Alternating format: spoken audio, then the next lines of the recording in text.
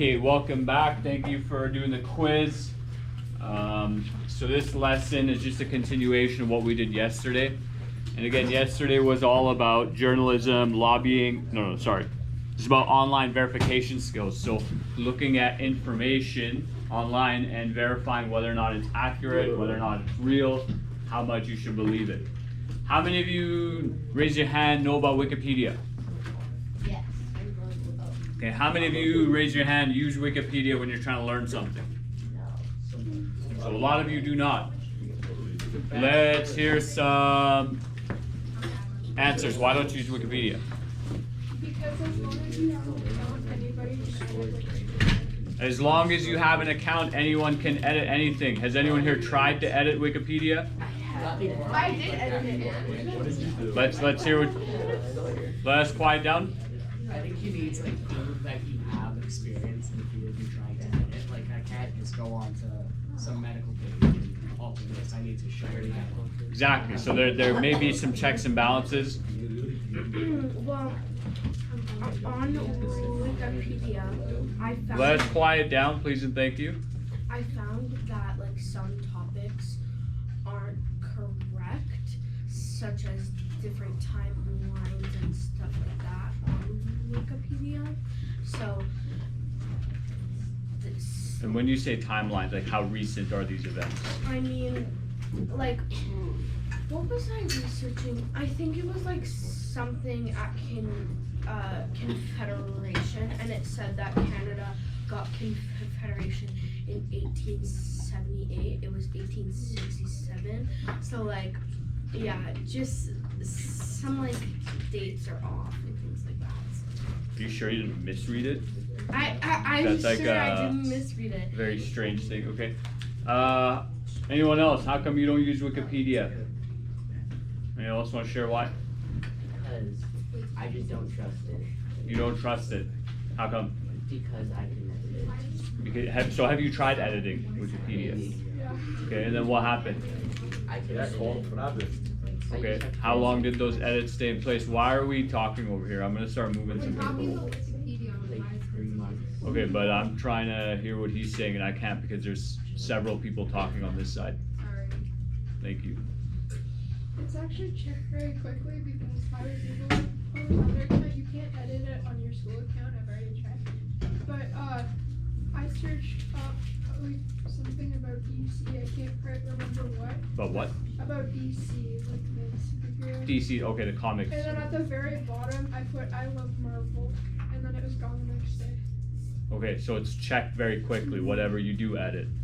Okay, and, you know, DC isn't necessarily historical information. No, but it was still in Wikipedia, and Yeah. I was able to edit it. Okay. Did you try editing like a page about Canada's history? Why would I search Canada's history? Why wouldn't you? Did you want to add something? No, you're just scratching your head. One of you three, you're spending so much time talking about Wikipedia. Let's hear, what were you saying? We were saying that it's confusing to read, like how it's like laid out and stuff. Just looks confusing to read. It does. Do you mean how tightly packed the words are? There's so many little Okay. words. There's too much reading. Too much information on one page. You can always just zoom in, you know, then it restructures Yeah, things. but who Okay. wants to read that much? Just sum it Okay. up in one How many of you have been sentence. told by someone, don't use Wikipedia? Just sound like red. All of our teachers. All of our have told teachers. us. It's actually terrible advice. It's terrible advice. You should use Wikipedia.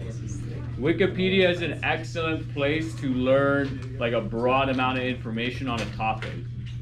So let's say you are researching something and you want to get a general survey of information on that topic. Going to Wikipedia is a great place. Additionally, Wikipedia has sources for a lot of information. Now, if you go there and say, Kevin Hart, tell me something about Kevin Hart. He's short.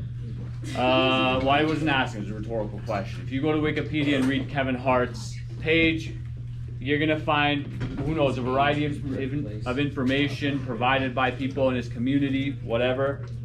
And you might find some inside jokes. Somebody might go in and edit who his dad was. They might put in The Rock's his dad, right? Or whatever. So if you're trying to find really current information or something on celebrities, yeah, Wikipedia is a sketchy place to go. But aside from your point on the date of Confederation being changed, usually Wikipedia is a great place just to find, again, introductory information on a topic. Right. Okay, so we're going to go over an article. This article was written, does anyone see when it was published? November 4th. So right under the title, it's got the publication date. Did anyone see the two authors? Yep.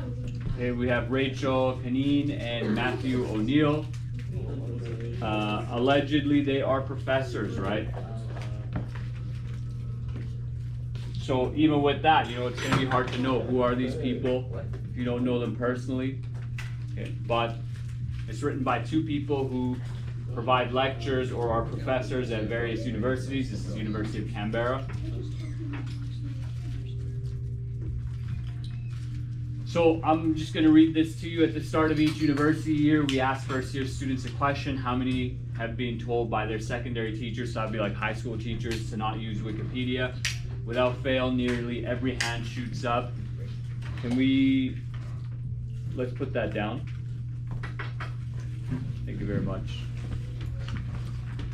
Without fail, nearly every hand shoots up. Right? So again, even in this class, the majority of you have been told not to use Wikipedia, and some of you might be going off using information that's not been necessarily very reliable.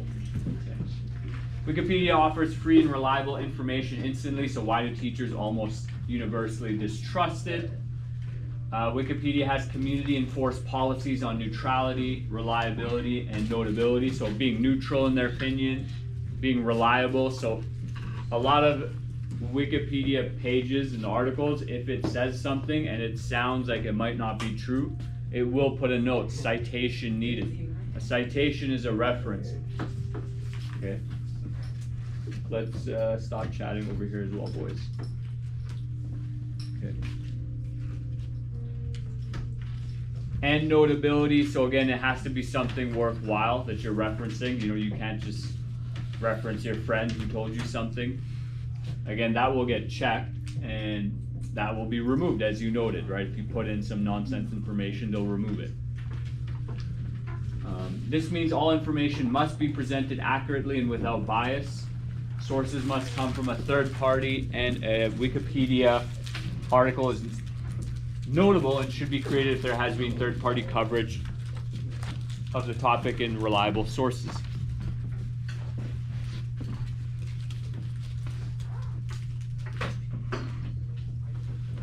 So Wikipedia is a free nonprofit and has been operating for over 2 decades, making it an internet success story at a time when it's increasingly difficult to separate truth from falsehood.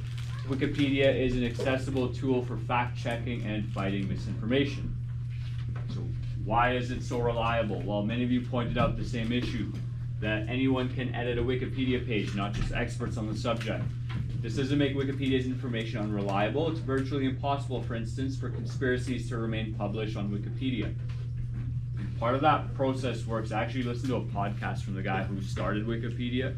And again, part of the process works simply because there are so many different people checking on these pages that if you put in an edit like, I love Marvel at the end of a DC web page, they're going to be notified, and that's going to prompt someone to go in and edit that. Well, I Love Marvel has nothing to do with a DC web page, and so that's going to get removed. For popular articles, Wikipedia's online community of volunteers, administrators, and bots ensure edits are based on reliable citations. Again, citations are references or sources. Popular articles are reviewed thousands of times. Some media experts, such as Amy Bruckman, a professor at the Georgia Institute of Technology's Computing Center, argue that because of this painstaking process, a highly edited article on Wikipedia might be the most reliable source of information ever created. Okay, does that make sense? Like, if something is constantly being edited, reviewed, and checked, it just increases how reliable it's going to be, is the argument they're making, right? So if you have, let's say, like a celebrity page or a comic book page that no one really cares about, although clearly they care about it if they remove the I love Marvel slander. The more people are checking it, the more verification it's going to have on whether or not it's real. And generally with, let's say, a lot of historical Wikipedia pages, if you scroll to the bottom, it's going to have a list of all the sources that were referenced, and it's going to have a list of other resources, so not necessarily directly referenced, but also mentioned or brought up in, or information that verifies whatever's on the document.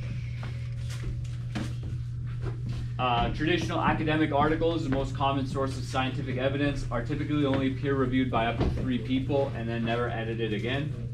Okay, and that's quite true. Like if you go to university, yeah, there is a group of people that will verify your research, but it is a small group of people. They do scrutinize it, but the argument again being made here is that, is it better to have your work reviewed by 2 people or 200 people? 200 people, and it can depend on what you want, right? Maybe you want a small group of people to give you feedback on what to change, but if 200 people like something you wrote, that's pretty good, right? 2,000, even better. 20,000, even better is the argument they're making. Less frequently edited articles on Wikipedia might be less reliable than popular ones, but it's easy to find out how an article has been created and modified on Wikipedia.